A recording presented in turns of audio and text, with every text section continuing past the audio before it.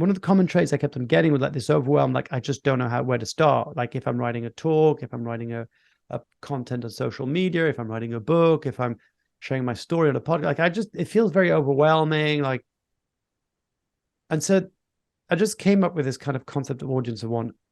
The concept of speaking to one person is a new, like Tim Ferriss did that when he wrote his book, The 4 Hour Work Week. A lot of authors talk about this idea of having this avatar. So usually what people will say is like, have a clear avatar in your head, which is basically it's like, think about your ideal client or think about a previous client you've worked with who was like a dream client. If you could clone that client, who would that be?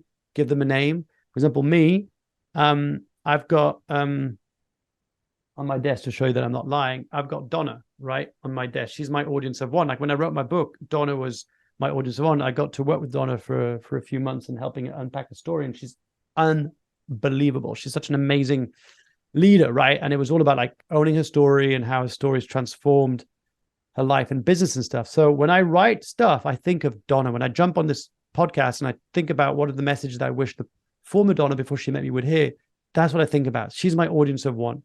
And so having an audience of one means that when you write an email, instead of going, dear, and then insert your email, campaign automation system acronym, in my head, I'll put dear Donna. And then I'll write the email as I'm writing to her. Before Donna, it was my partner, Julie, because she was my best friend. And we used to bounce stuff, and she started a business and she used to really struggle with all the stuff I'm really good at. And I used to struggle with what she was really good at. So I used to write all my emails for years in my head as like, dear Julie. And I would write it as I was writing to her. And it's just night and day how easy it is, because you then can speak to the dreams, the fears, the aspirations, the hopes of that individual because you know them. And in the deeply personal lives the universal. That as again and again, it's mad that I've written this book and I'm getting messages from people saying, I feel like you were in my head, like you're speaking to all the things that I've been wrestling with. And the reason being is that I wrote it for one person who represents many more.